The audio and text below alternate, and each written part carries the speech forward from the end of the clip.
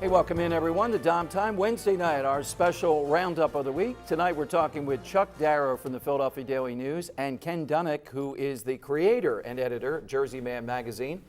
Ken, steroids in the news. It appears to be that Major League Baseball, and I'm watching, there's like 57, 58 games left. So if they're going to give out 50-game suspensions, which is usual, they're going to do it pretty soon, maybe even in this week. There might be 15 of these guys, and we've seen, let's start with Ryan Braun, maybe the all-time bad guy in my sense, who compromises everybody with this, goes on the attack when he's caught, and now comes back with this punishment. What do you think of him, and what do you think's happening? Well, again, a reflection of our society. These guys deny until they're out of options, and then they plead to it, just like Pete Rose did with the gambling. I think this is going to be a really big deal. Like, you're going to see named players possibly banished for life. One of the interesting facets is the New York Yankees are hoping that A-Rod gets suspended so they don't have to pay him the money. So this is a very interesting dichotomy here, and it's going to be, they're going to have their legal ducks in a row before they proceed. But they've really got these guys because they've leaked this information, so people know it's coming. And you're going to see some big names go down. I'd like to see a guy banned for life. I mean, you know, on the Phillies, Cliff Lee spoke out about this recently. One of the few ball players of stature to say, you know what? I'm tired of competing against guys that are finally somebody's saying it. That, and you know, listen, a rule is a rule, okay? I think Pete Rose was possibly the greatest player I ever saw. I don't think he belongs in the Hall of Fame. He broke a rule. He was banned for life. Why have the rule if you're not going to live up to it? Now, there's dissenting opinions. I understand that. And, you know, that's what makes the world go round. But, you know, I think, Dom, you and I are a little bit old school with this. And, you know, if you break a rule and there's a penalty for it, I think you pay the penalty. And that will be the greatest reason why people won't break the rule in the field. And one note for viewers, too. Yesterday, Hall of Fame. It was a couple of guys who were past, or three, and a writer. That was it. Right. And the reason is not going to put these guys in the Hall of Fame. It's all the steroid era players. I mean, and you've been to Cooperstown. I'm sure Ken and I have been to Cooperstown. I loved it, but that's a part of Americana that, you know, is past, and it really had meaning for a lot of Hall of Famers. And baseball had been the hardest hall to get into. I mean, you really have to have exemplary statistics to get in the Baseball Hall of Fame. So, you know, we'll see how it plays out. They may run out of players and, you know, not have any for a while, and they may change their mind. I don't know. The problem, though, too, is that any time now, I think, to some degree, that any player really, like there's this guy whose name escapes, Jones maybe? Davis, thank you. Davis in Baltimore, who's had 99 RBIs before the All-Star break. What's the first thing you think of? Exactly. Quick story, I defended Roger Clemens to my sons, fought to the death because I liked Clemens back then. I should have seen it. He was seething on the mound when he threw the bat at Piazza. You know, and now you feel like a fool if you defend. So you see a guy doing well. Philly's got a guy or two.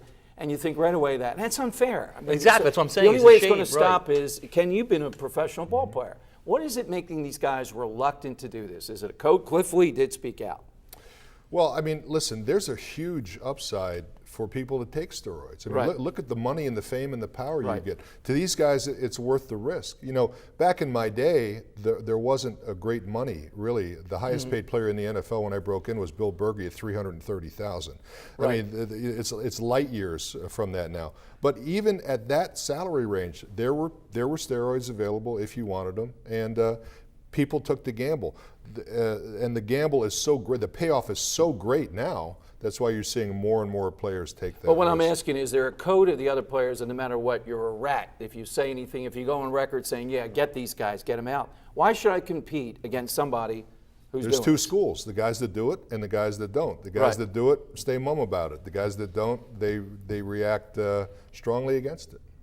Okay, a couple of other things too. Wanted to ask you guys, big national issue, bring it down to our level. We're talking a lot in talk radio about this NSA, National Security Administration, and spying on Americans. And each day we see a little bit more played out.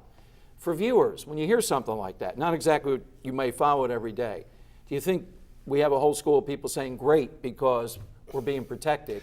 I think that there's an element of that. I mean, logically speaking, obviously I understand the dangers, and I don't really want the government to know where I am every second of every day. But I can kind of see the other side, which is like, well, I don't have anything to worry about. I'm not doing anything wrong. And if they can keep me safe and my family safe by doing this, there may be some merit to it. But boy, this is the stickiest question. I wouldn't have guessed that. It is a sticky question. I'm on the side of saying they're going too far already.